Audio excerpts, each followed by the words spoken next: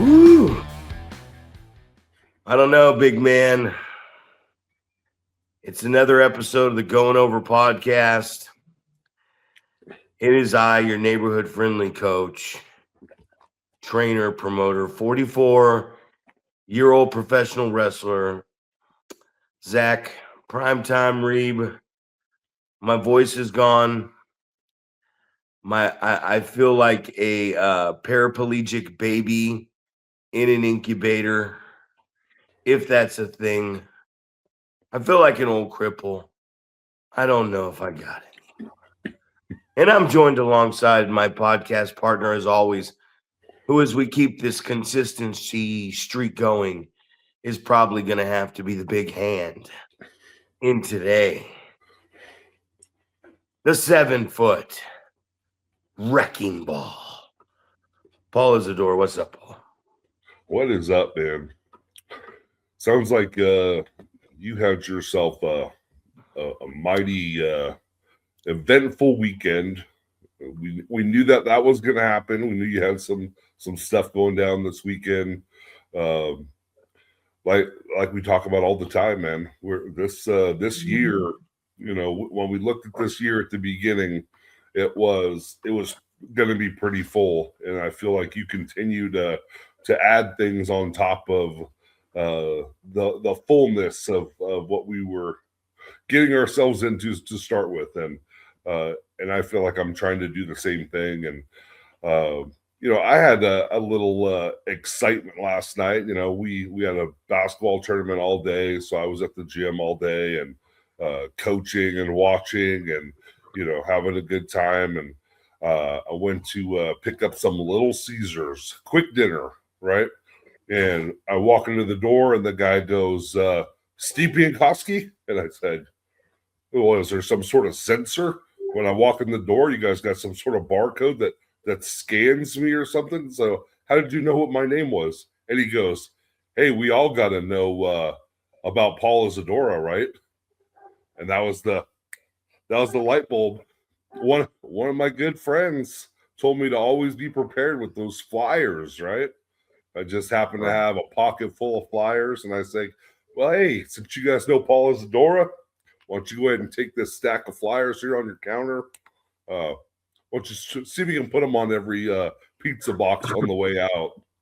And the guy's just like, "I don't know if I could do that." I say, "Oh, well, do whatever you can, So, but that was kind of a cool thing, like somebody knowing who you are. And I think I told you the other day, I walked into a business and somebody said the same thing, I introduced myself, like business wise. And then this guy's like, "Oh, I know who you are."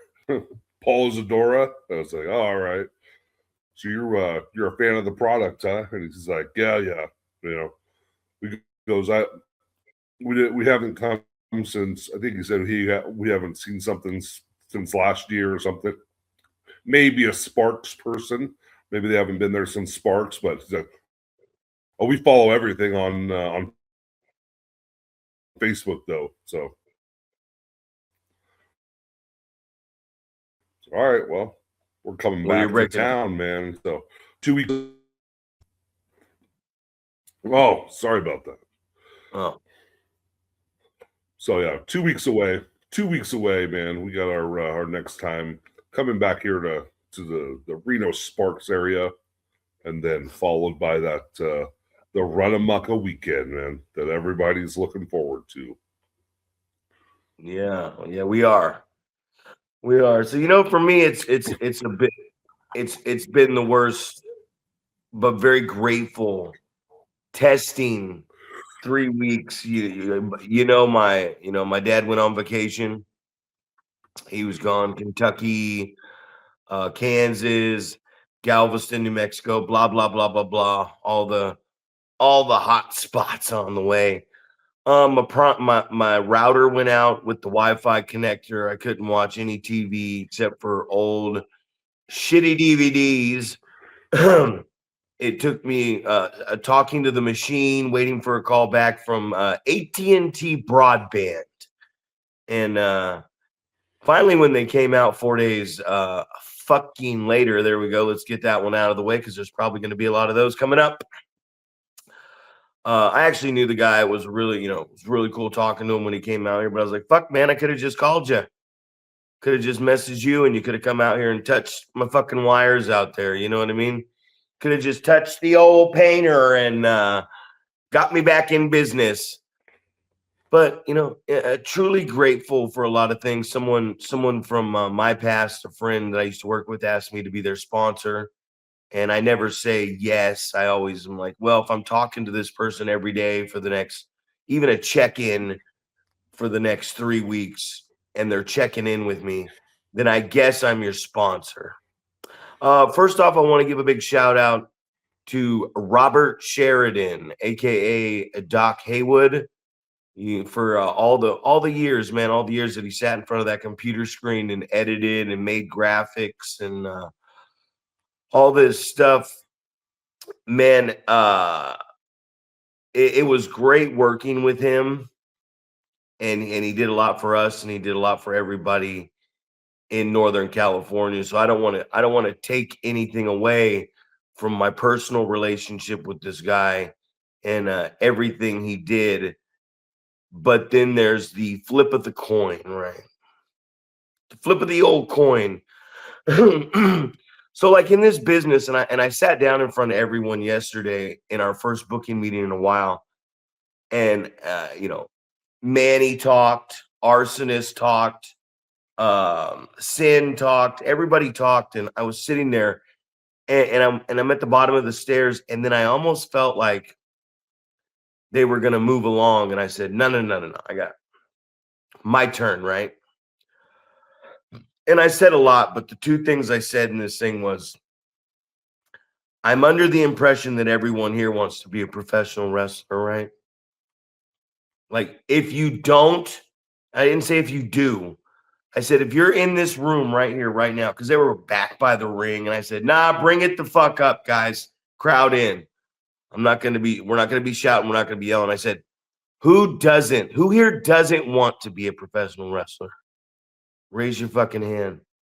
And in this speech, a couple people came up to me afterwards. It was kind of crazy, but it's like, you can have all the talent in the world if you don't put in the work. If you're not putting in the work, there are super athletes, there are hand-picked people going to the performance center and working 5 to 6 days a week in the ring with some of the best professional wrestlers in the world and getting paid for it. and you think you can show up whenever you want? You think you can come to class once a week or not show up at all and you're a professional wrestler? Absolutely not. So my thing is, back in December, I knew Doc was not feeling it. Around the Hall of Fame time, I knew he had told me he was about to lighten his load. He was being burnt out, the editing. And realistically, man, not only do I wish that this conversation we were having would have just been right there, I'm done. Because I could have started the year not scrambling around. And even though I'm a 100% grateful for this man, right? I think everybody else should be for a lot of editing time that he's put in. Last man standing, like, we get to this biggest point of where we're at, and then we have back-to-back shows this weekend, and Friday was just a fucking satanic mess. You know what I mean? Like, I can't describe it as anything else. Like, that's the words that are coming up right. A satanic mess, which, man, there's so many people to shout out, but everybody came together. We got stuff done. I even got a hold of Doc because the files he sent, it wasn't all the audio file. I mean, it was just a mess, brother. The heat was a mess. New referees. We had 3 new referees on this event. We had a new ring announcer trying out. It was hot as shit in the building. And I always say we needed that night, man, to reset, to relaunch, to get to the next night, which last night was an incredible night. In my mind, one of the better shows that we've put on since we've come back from the pandemic, honestly. And I mean, you just sit back and you look at it, and it's if you if you're not in love with this business, or you are in love with this business, or you fall out of love in this business, man, it's that old adage, man. If you don't want to be here, then we don't need you. You know what I mean? And this isn't referencing one person. This is reference. I learned a lot this weekend about, you know, what happens when one person has so much control of so much stuff on the show, you know. And then I look back at the weekend and I go, you know, I said, man, I really wish he would have waited till after this weekend to stop. You know what I mean? But in the same sense, I'm glad he didn't, because boy, did we really have to go through it this weekend and modify and learn with this team of people that were there to figure out who's going to do what, which is something that we didn't know before, which is crazy, right? We did not have the structure before this happened. So like I'm very grateful for the time this man put in. I'm very grateful for the personal time that I spent with this man. I'm very grateful as a friend for when I was down and out hitting rock fucking bottom, that this was a man that was there for me spiritually and as a kind-hearted human being. And I'm also grateful for this man for leaving the company when he did, because the one thing that this company was missing was structure. I got a lot more to talk about, Paul, but I would like to hear you chime in on what I just said.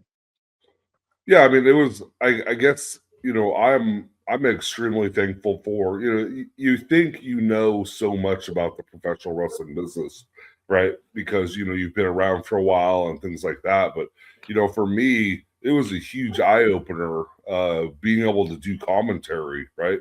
Because I guess I thought in my mind, like, oh, it can't be that difficult. I know wrestling. I can talk about wrestling. So I didn't think it was going to be a big deal, but it was just a real cool experience to be kind of paired with Doc and be able to kind of understand the dynamic, right? He's going to be quick-witted, always getting the best of me on the commentary side. I'm going to be providing the moves and things like that, names of stuff, psychology type talk, explaining different things like that, and he's going to be the entertaining side of the commentary, right? I'm just going to be the kind of just explaining what's going on and talking about the pro wrestling, and I was just so impressed with and I've told you this in the past, just about the things that he's talking about that I've got no idea what's going on, and he's like that's all we've got for this week, or oh, let's send it backstage for this interview, all the things that he the organization that he had with all of the things going on in your show, and how just precise and dialed in everything was when it came to what he knew what the format of the entire show was going to be. He knew how many matches were going to be on each episode and things like that. And, getting like a crash course on that type of stuff was super impressive. And I think it was just like, I'm so thankful for that. And then, to be able to sit down and watch the final product and go, man, it didn't seem like that when we were sitting down doing all of this stuff, like how much extra stuff had to go into this. So I don't know, man, I had a great time doing the commentary with him, and just listening to him talk and his perspective on different things, wrestling, was exciting for me. So that was kind of like, a time where I wasn't able to physically get into the ring and do pro wrestling. I got to do something completely different, but it was related, right? So kind kind of got me back in the groove and things like that. So, for me, that was a great portion of my career, right? I got to experience that part, and and then hopefully now back kind of full bore in the actual uh, ring work portion of pro wrestling. So, but yeah, I couldn't be more thankful for that opportunity that I got, to be with Doc Haywood and see what it was like to do commentary, and now I have a completely different perspective. I used to think, oh, it's a piece of cake, anybody could do it, and then now I have a different perspective as far as that's concerned, and it takes a special human being to do that, and you have to be prepared, and all of these, the things that you hear, commentators on WWE, these people are like, oh, well, this guy never had any notes. And it's like, well, what an amazing, person to be able to walk out there with no notes and do this on the fly when I felt like so unprepared in so many different situations. But yeah, I mean, that was a great time for me with Doc Haywood, and just you have to be impressed with everything that he did. But getting back to your point, as far as you don't know what you're missing until something's gone. It's like, we talk all the time about who's going to fill in these different roles, right? If your ring announcer leaves, who's going to do that part, right? I feel like you have to be constantly trying to get someone into those roles, and we've talked about the guy that takes the money at the door wanting a larger role, right? I don't want to be just pigeonholed into this spot. I want to be able to help with all these other things. So being open to that and aware that those type of things are going to be necessary, and you're going to have people fill in different roles, whether it's the guy that's doing the ring announcing or music or taking the jackets or running the door or snack bar. We have so many different jobs that need to get done, and when one of those people drops out, it's an eye opener to go, oh shit, we got to get somebody to fill that role, and maybe we're taking someone out of a different role, and now we're in scramble mode. How do we get all this stuff done and still put on a good program? Well, it's just it's the structure of it. God, my voice. But it's the structure of it, right? Like Doc did such a great job doing commentary, but he was the wrong like his role was not the right role. Like you as the good guy, the straight laced guy calling wrestling, your character, your side of commentary was supposed to be the lead, because Doc's not going to call the wrestling moves. He's gonna add the voice and the chatter and he's the Bobby, he's the Jerry the King Lawler, you know what I mean? So the dynamic of commentary, like when it was Doc and James Haight fit perfectly into that role, because I think James Haight's right up there. I can't say that, but it's like he's a Jim Ross, you know what I mean? He's a cross between Ross and Joey Styles, whether people want to admit it or not. James Haight is one of the most talented talkers, promos, understanders of the business. And if you don't know who James Haight is out there, maybe you don't, but you should definitely. I spent a lot of time with that guy and learned a lot from that guy on all these aspects. When we were kids, I mean, we were in high school, he had the black box, and I just watched WWF. So I didn't know shit about championship wrestling in Florida, Georgia, fucking Texas. I didn't know nothing about none of this stuff. And that's what he was sitting at home, NWA, AWA. He was watching it all. So the psychology of this guy was incredible. But, that's what I was getting at. And the thing we were talking about, people being replaceable, it's the structure, man. And you talked about a format. We always talk about things that become formulaic in wrestling, and not just a show on YouTube, not just anything that's formulaic in life, wrestling, it becomes boring. If it's formulaic, it's routine. it becomes something that you expect to be there, and you watch it and you go, oh, the structure of the show, the way things go. I hate watch. One of the things I hate most about watching WWE is that you're gonna see the same shit. You're gonna see the same entryway. You're gonna see the same walk down. Like nothing really changes. And I've seen a few times in the last few weeks or months where they try to like start the show differently or give us a different perspective on the way things are. But I mean, there's just been so many people along the way, whether they've been assholes, cocksuckers, whatever, the way that, good, bad, indifferent. There's so many people along the way that I've taken so much from. I mean, we had a guy on here who was a social media uh empire god, if you ask him, you know what I mean? But there were a lot of things that this guy was right about. But when somebody that you don't know or hasn't been around long enough, even if they're right about something and you're trying to listen to them, it becomes something you don't want to listen to if they're an asshole. You know what I mean? Like you're an asshole. If I really need what you have, I'm going to deal with you being an asshole.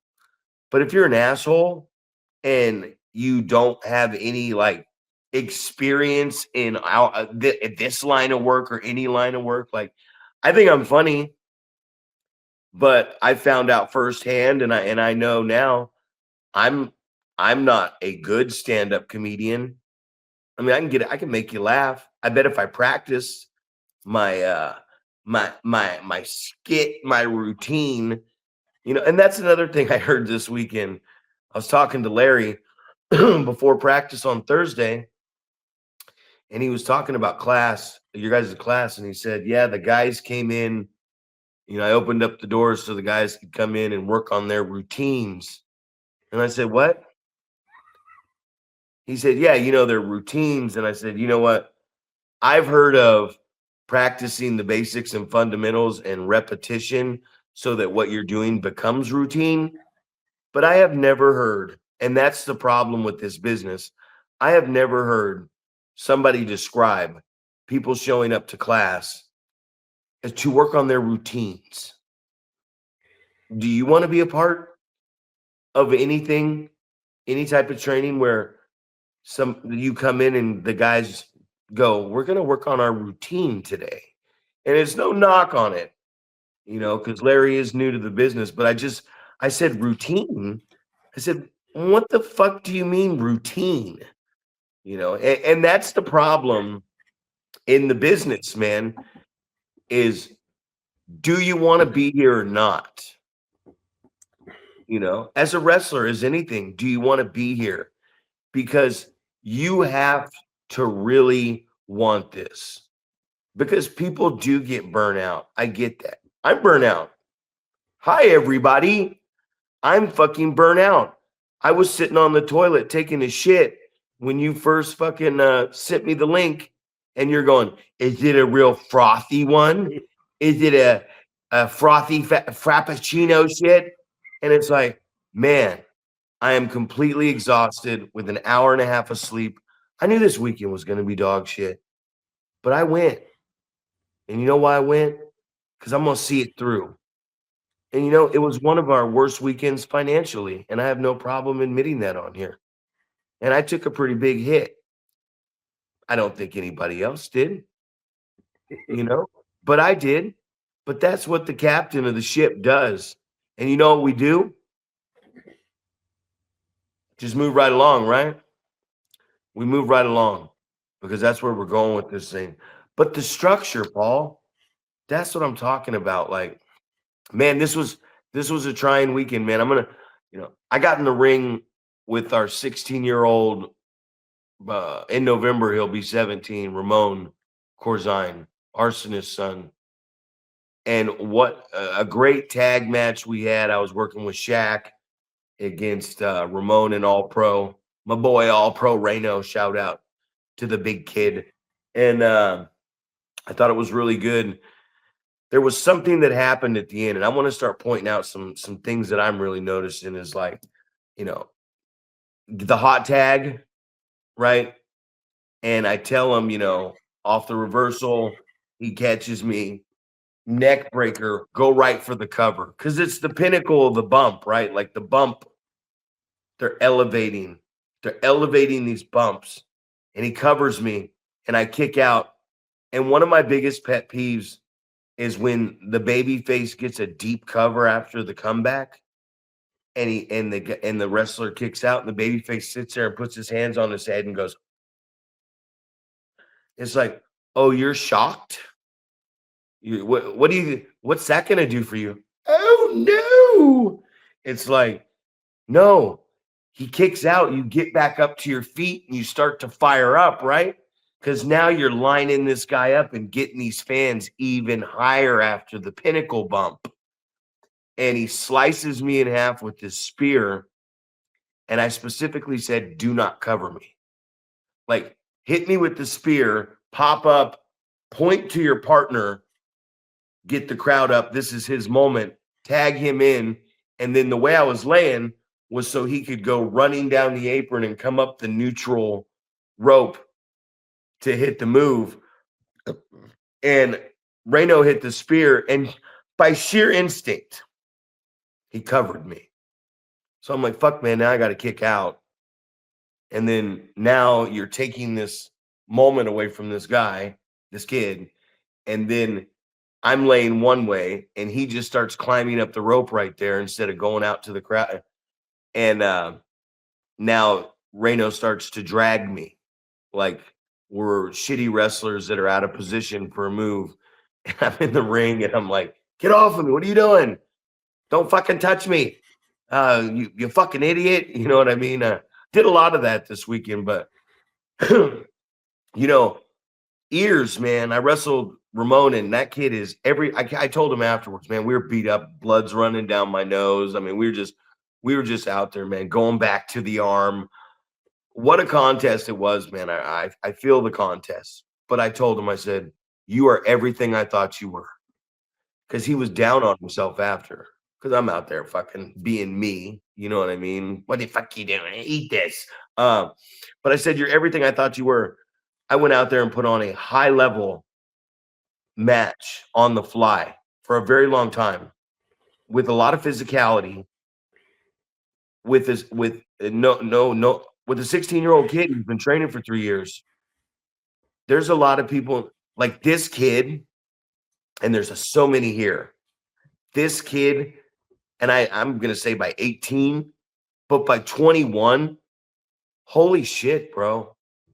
Like I say it all the time, I don't see the next me, you, Rick Luxury, Boyce LeGrand, Luster the Legend, Chupacabra, Big Ugly, fucking, Matt Carlos, whatever. And I don't see Adam Thornstowe. I always say I don't see the next ones coming up like that. But I do now.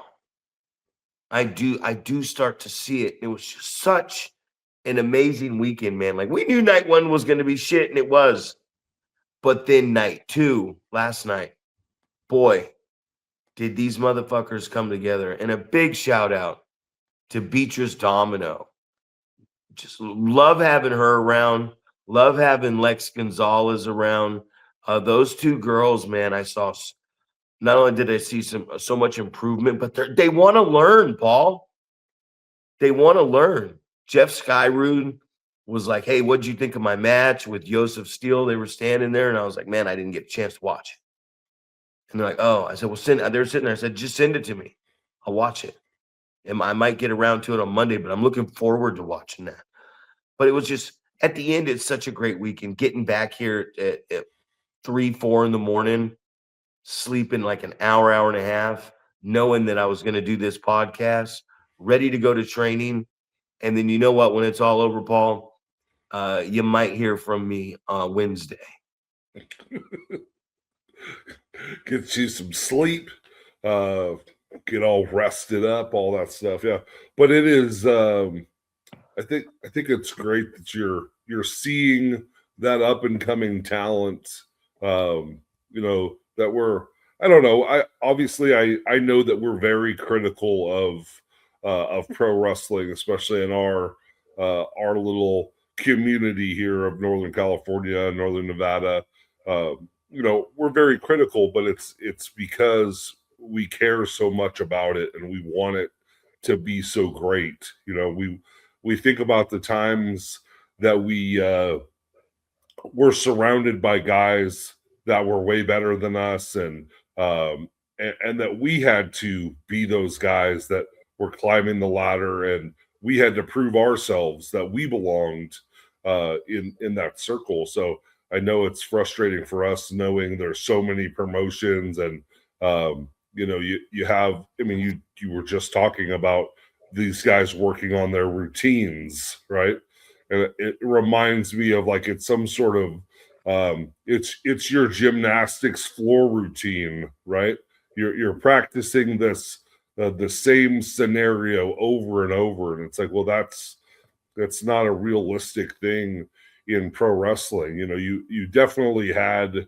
I would say you probably had that, maybe back in the day, or where you have these people working house show loops where realistically they're working the exact same match every single night with the same guy, but it was in an effort to understand what worked with the crowd and what didn't, what adjustments can we make to make this match better. So it was always the learning on the road aspect, right? This isn't we're not when I hear routine, to me that means choreographed, right?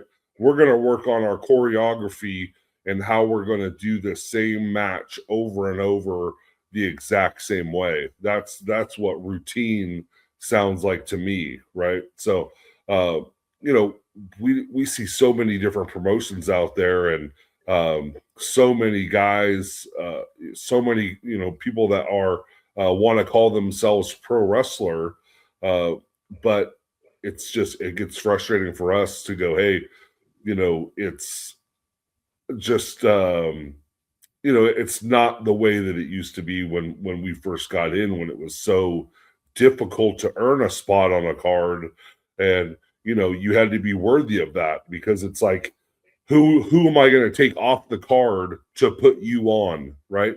And I always look at it in the basketball sense, right? It's like, you want to earn minutes on the floor, but whose minutes am I taking away in order to give you minutes, right? Which established person can I sacrifice a little bit to give you some opportunity, right? At what point are you going to earn the opportunity that you're getting, rather than taking it away from somebody who maybe also deserves it? So but being able to start seeing and visualizing those guys that you go, hey, this guy has that potential to be the next whoever, the Rick Luxury, the Luster, the Choopy, the Adam, you, me, Ugly, all these people, like, who's going to be the guy that's going to be that next person that replaces that role, in our niche of wrestling here in Northern California, Northern Nevada area. So I think it's really cool to get to see that stuff. And I take joy in working with the newer guys, right? The guys that haven't been around for a while, and you go, hey, what can I do? How can I pass on what I've learned from the guys that were better than me? What can I do to pass that on to the guys that are eager to learn and hungry to get better at this business? What can I do? How can I help? So so many people, I tell them, I'm past my prime. I'm not going to get signed, things like that. And and I think people are kind of like, oh, well, like, why are you still doing it? And it's like, well, the reason is you want to pass it on to the next generation. I still have something to give in that aspect. I have the ability to go in there and help someone, right? It's not about like, oh, well, you're going to be this big dominant guy that's just going to beat everyone. We don't need that. We need the guys that are going to pass the torch a little bit and go, hey, this is the way that you work as a big guy, right? We just had the conversation with Alex Ace about working like a big guy. something that I can do, something that I can help teach, things like that. So seeing the potential coming up, man, is exciting. And hopefully we can get to continue to do this. Well, we will. that was something funny. Like when Ace, like you and Ace were sitting there talking about how you guys know you're doing stuff that you shouldn't be doing, but you do it anyways. And we do it all the time. It's great, man. It's great to see. There was so much. Like I look at the people that I'm around all the time. I look at the Brandon Nashes, the Christian Skies, the Annabelles. I'm referring to the group, the Unwanted, that's there. And something about this is like when I see Annabelle walking around with that championship belt. When I talk to her, when we're out afterwards, we all go to a place to grab some food or hooligans, and some guys are grabbing drinks. She loves pro wrestling, and so does Nash. I mean, these people love pro wrestling, like they love it. They're on their phone. Like after the show yesterday, like Maple was sitting over here watching a match. Like my match isn't even up yet. Sorry, it's not even after the show. Annabelle's over here with a couple of other wrestlers going over her match, and Propane's out sitting down with the fucking his iPad watching his match. And that's the really cool part. Like the indifference, like with the GoPros that Doc had and stuff, is now these guys are filming on iPads, 4K. Everyone talks about 4K, but then everyone's telling me, well, it's too big a file. It's too hard to render. By the time you slap it through YouTube and everything, 1080p is the best thing that you can film it. I'm learning, I learned a lot this weekend about this stuff, but everybody's filming on the iPhones and stuff now. Like we really gave all this stuff a shot, and it's creating so much access for them to immediately go back and watch their stuff. But like I was saying about Annabelle and a lot of these guys, they love it. They love wrestling. And we sit here a lot and we say, oh, well, this person's wrestling here. They're wrestling at this shit show. And my perspective on it, right? Like it can change. Love and tolerance, it can be different. If you're not able to make it to training, which is weird to me to even say this, if you're not able to make it to training more than 2 times a week, the fact that you can load your weekend up with shows, if you're finding a way to load your weekend up with shows so that you're consistently traveling and getting on the road, there is I get this thing sometimes where I want to see everybody put on the Bret Hart, Shawn Michaels. I want to see everybody do this. I want to see Angle Benoit, Guerrero and Mysterio. And that's just my preference because I'm an athlete. I like competition. When I tune into the Rockets and the Lakers and I get to see LeBron James fucking just no Luka, LeBron just fucking taking over. God, LeBron James was just an animal, man. He's playing the game at another level right now. In the playoffs, this guy's playing the king. The king is playing at another level. And it was like bad news. Now he's a good guy. And for the people out there, he's the baby face, right? And he's had this song for like 2 months. And I'm like, dude, that song's gay, dude. Don't do it. Don't do it. It's stupid. I don't know. I went on a 20-minute rant one day telling him how dumb his song was. And he's wrestling Lee Perfetto last night. And he's about to go out. He's opening the show. And he's like, all right, baby, you ready to see how we get over as the biggest baby face? And I look at him. I'm like, okay, there's some confidence. And he goes, you ready for the new music? And I go, well, you play a new jam? He goes, yeah. I go, which one? He goes, the one you said was gay. And I go, oh, okay. And you know what? He was right. It hit the bang, bang, pap, bang, bang, pap. And the way his character went, And the psychology of it was so great because it was like Lee Profetto. He went to body slam Lee Profetto, and Lee like elbowed him and got out of it and was like, he'll never body slam me. And then the second attempt down the way, he raked his eyes, and then he finally got body slammed. You know what I mean? And then that led right to the finish. The actual when the big guy finally body slammed the smaller pussy wrestler, and it was Sergio. Sergio's been like throwing a lot of booking at me here lately, so I let him book this weekend. And it's not like I'm just like, okay, you do it and we'll see what the fuck happens. Like he booked it, sent it to me, and then I'd call him up and be like, nah, I don't like this, won't work. But what, because and he found out this weekend about the booking because the guys are going to show up and they're going to go, this ain't what me and Zach have been talking about. Or they'll be like, why am I doing this? And people don't realize that there's going to be a lot of lashback in your booking. And that's why I spend so much time on the phone with everybody I'm working with, because I want you to want, I want you to want to do what you're doing out there. I am not the guy that it was a situation last night where a guy fucked up, brought a fan into the ring to do something that he did not clear with me. And it was not what I told him to do. And I lost my shit in the back a little bit. But I brought him back in his hometown the next night.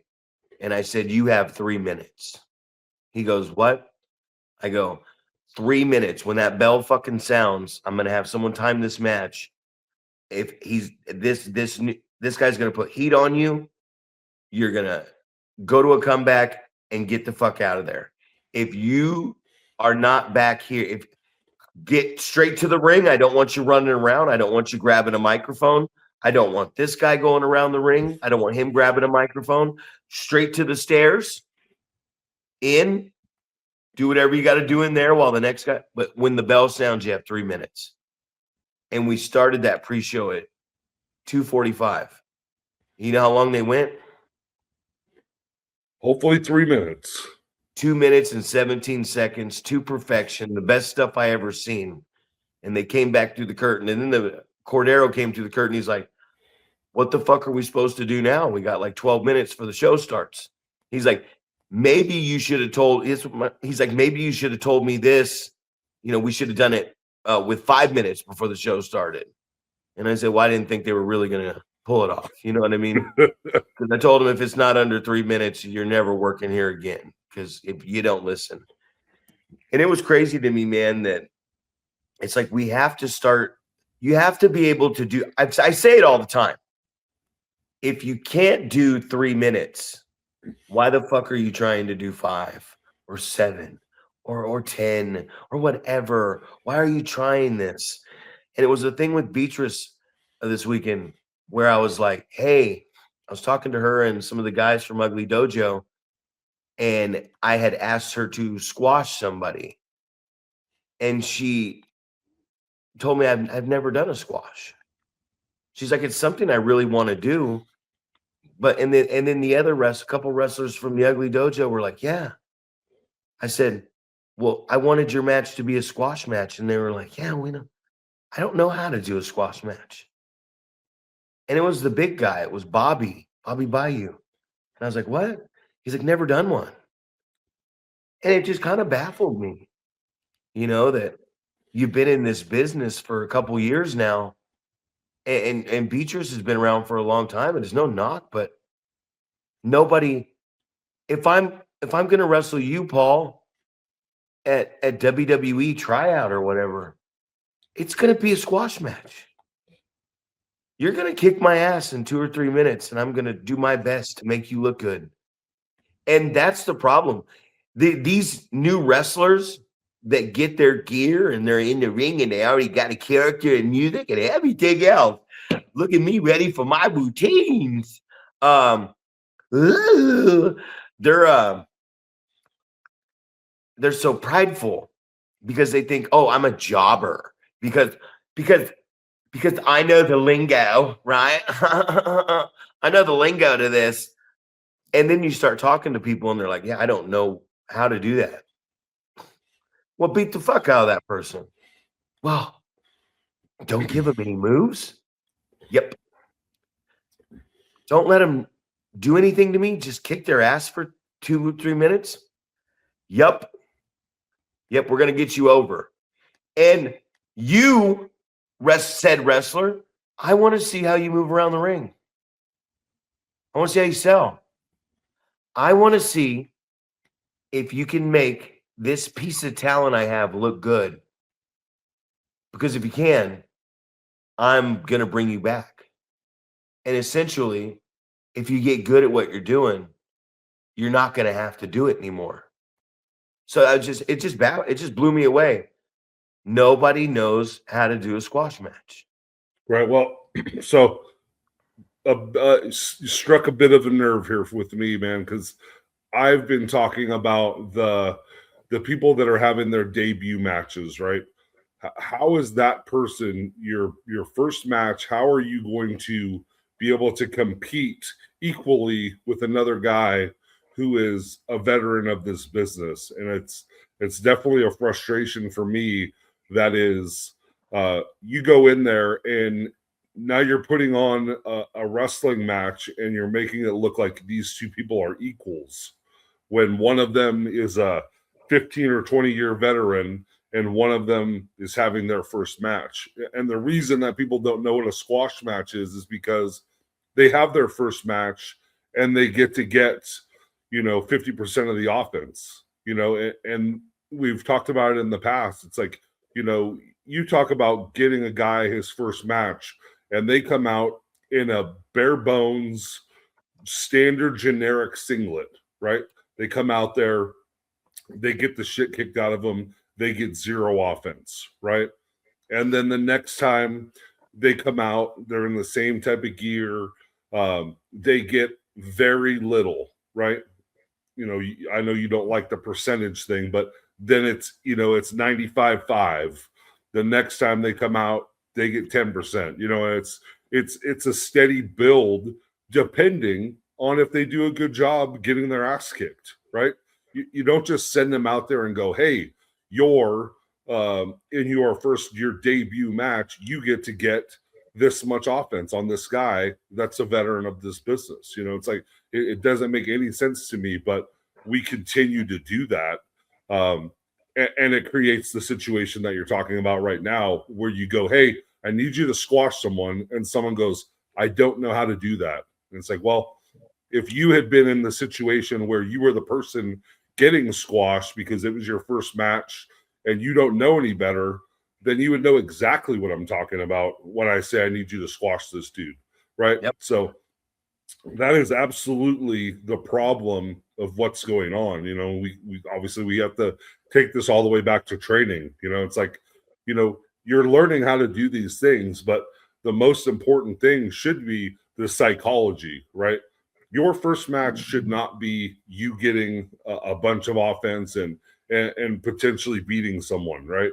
It should be you getting the shit kicked out of you. You're showing that you understand how to sell, understand psychology, what we're trying to accomplish here. We're trying to get someone over by beating you. And you use it all the time about this guy's going to get 5 wins. And then this other guy on the other side of the card, he's going to get 5 wins. And then at some point they're going to meet and it's going to be like, I don't know who's going to win, right? These guys have both been doing nothing but winning. So now this is the conflict. We're going to put these two guys together and we don't know who's going to win now, right? Because now we've built these people by having them squash people, be dominant, things like that. And now you've got characters built that you can put together. And now there's this conflict of who's going to win this match because they're in theory they're equals, right? But we don't get that if we're just putting brand new guys out there and they're able to get a bunch of offense in a match. So sorry about the tangent, but it's definitely something as you started talking about why people don't know how to do why people don't know how to do a squash match. That is the exact reason that we don't know how to do a squash match is because there aren't squash matches. We don't go out there and go, hey, this is your first match. You're getting your ass kicked today. So that's our problem. It sure is. I like I said with that, said wrestler yesterday. This is your last chance, man. I reset with you. You have 3 minutes, and I'd worked with him before, and I thought that I put something good together, but that was working with me. And this isn't a egotistical thing. This is just like yesterday. Ramon said something to me in the locker room when it was all over. He came up to me. I called him back over when he was breaking down the ring because so many people, including Beatrice and everyone else, Maple, so many people, everybody was on the same page for the first time with we're going to break this ring down. We're going to get this building tore down. These are important things right now. Showing up on time is an important thing. And Ramon came up to me and he said, Coach, he's like, we were there. I said, we were. I said, to be honest with you, if he said, my ears, right? And I said, what? And he said, if I would have just opened my ears a little more. And that's what it was. Because I'm going back to this arm drag. And like I told him at one point, I said, I picked him up to go for a suplex. And as I did, I said, inside cradle, grab the arm. I said, inside cradle, arm drag, get it again. And he's just standing. He's just sitting there. I'm like, what are you doing? Do it. Inside cradle. And he's like, what? And then I start just peppering him in the gut. And then I kind of grabbed myself in it and pushed myself down. And I realized oh shit. As all this other shit he knows, he didn't know that. And then I was trying to get him, and then but I'm like, I know he knows an O'Connor roll and a schoolboy or a sunset flip. So I was trying to get, oh shit, he didn't know it. That's why I picked him up like that. Duck under, grab a waist roll. I wanted to go to one more arm drag because I was going to step through and block it, and that was going to be how I stopped him. But it's those things we're talking about. Okay, man, you don't listen, and I'm not talking about him. I'm talking about this said wrestler. You don't listen. You're never on time. This is your last shot, man. You got 3 minutes. And I even said to someone outside, I said, they're like, well, he doesn't even have a 5 minutes of elapsed time. I'm like, well, I hope he doesn't hear 5 minutes of elapsed. But he's like, well, how do you know he's going to make it? I said, well, if he's going to make it, he's going to make it because he's going to undershoot the 3 minutes. If he's smart, he's gonna make it quick. And it was good work for both of them. And the fans didn't get bored. And I've seen this guy wrestle 100 times, and every match sucks. It's fucking terrible. No, it is because he's not ready. So it's like, hey man, I'm pulling you off these cards till you come to training. Okay, you're coming to training. All right.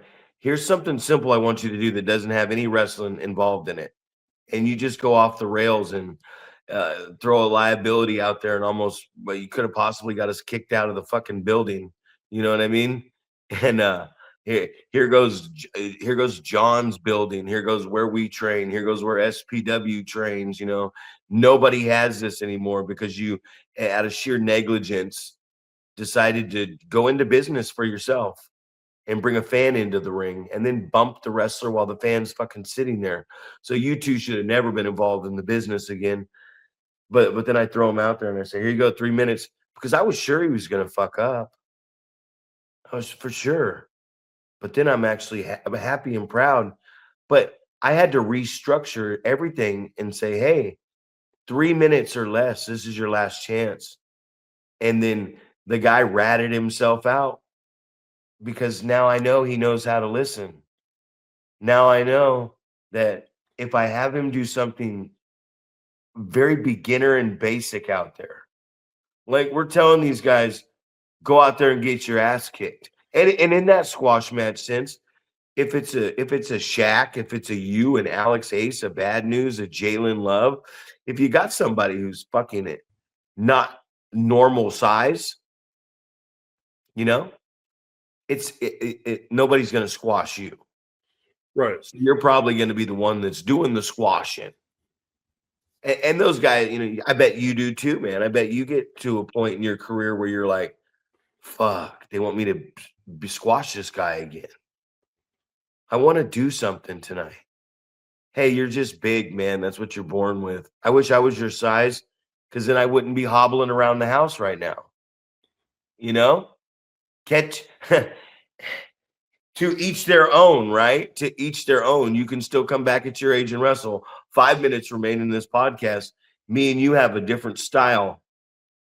I have to slow it down and be more of a menacing heel, which I noticed my work when I look back at me and Rick and I as late night prime time, working the Scum and the Commandos and every tag team in the Bay Area. That was our best and funnest work. Like, you know what we should have done? We should have got matching gear. We should have made our booking so we were together booked. We had Marcus Mack as our manager. I mean, Marcus had all the connections to WWE and everywhere else. He had the foot in the door with all those things. Rick and I really, missed the boat by doing the tag team. I mean, we could have been one of the greatest tag teams of all time. At a young age, we could have already been signed. And I say that with easily. When I see the talent that's showing up on NXT and guys that are getting signed and fired and given ID, scholarships, and it's like, bro, could you imagine if we would have had this? And I don't even say it like I think I'm better than you. I say it like the people that are getting these contracts and stuff, they're putting in the work. They're getting out there in front of the right people, and someone has to like them. You know what I mean? No one's taking Obafemi just because of his look and having him go over essentially on Brock Lesnar in front of 50,000 at WrestleMania.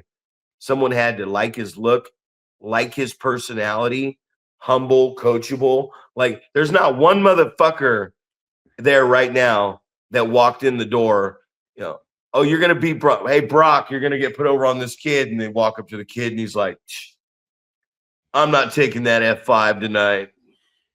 You ain't beating Brock Lesnar at WrestleMania, and you're probably getting the shit beat out of you in the locker room and released from any contract you had.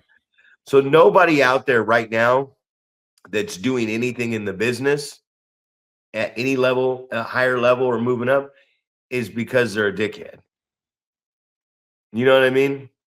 Absolutely. Well, they talk about all the, having the total package, right? You have to have the, ability to talk. You have to have that ability to work. You have to have the promo, but it is, I think it's people don't talk about that. You need to be a good person. You need to be likable. You need to be coachable. All these different things. I think people leave that out a lot of times when they talk about the perfect wrestler, right? You got to have all these different things, and a lot of times they say, oh, if you have 2 out of the 3, you'd be okay, and all those things. But yeah, that was definitely overlooked. Where they say you got to be coachable, you got to be a likable person, easy to work with, all those different things. That's often left out, but it's definitely up there on the importance of what needs to happen and the type of person that you want to have in your company. We talk about that all the time, having a good locker room, people that you want to be around. So, but back in the day, it used to be more of that, right? Those guys used to be on the road together all the time. Now you've got a lot of people with the buses, and it's all about spending time alone, gaming, and all these different things, rather than where they used to travel together and hit the taverns and what have you. Yeah, that camaraderie is a big thing, man. It's huge, brother. Just like when you step over the ropes and the fans go, wow, that guy must be hung like a horse. It's huge, brother. Yeah, man, great weekend. A lot of talent around there. I am not worried about where the future of wrestling goes. I just know that if we don't fucking tighten up and be a little bit more of an asshole and more assertive in letting these guys understand their roles and what's going on, people did that to us. So if we're not doing it back to them, we're not doing them an injustice. There's going to be some arguments. There's going to be some shit talking going behind your back. Hey guys, I don't have time to listen to you whine and bitch about what's going on. Just let's move along, man. Anything else closing this thing out, big man? Well, we're just 2 weeks away from return to Sparks, Nevada, back to the home at Excel Christian. So excited about that. And then the week after that, run a Mucka. Trying to get everything in order for that, along with putting the card together for the next month. So trying to stay busy, man, with all this stuff and try to create some moments for the fans to remember and come back and enjoy. Good luck to everybody out there too, man. For the first time in life, I've always heard people say, I need gas. I need gas added on top. Good luck to everybody, man. Gas is out of control right now, and it is a serious issue, man. I don't even think I'm going to leave my house the rest of this week except to go to practice down the road because I just don't got the fucking $6-7 to put in my tank, man. And with Memorial Day weekend coming up, everybody be safe. And God damn it, let's hope that these gas prices go down, man, because they're killing us. Killing us. For Paul, for Zach, the Wrecking Ball, Primetime, Pro Wrestling, NorCal. If you think we're talking about you, we are.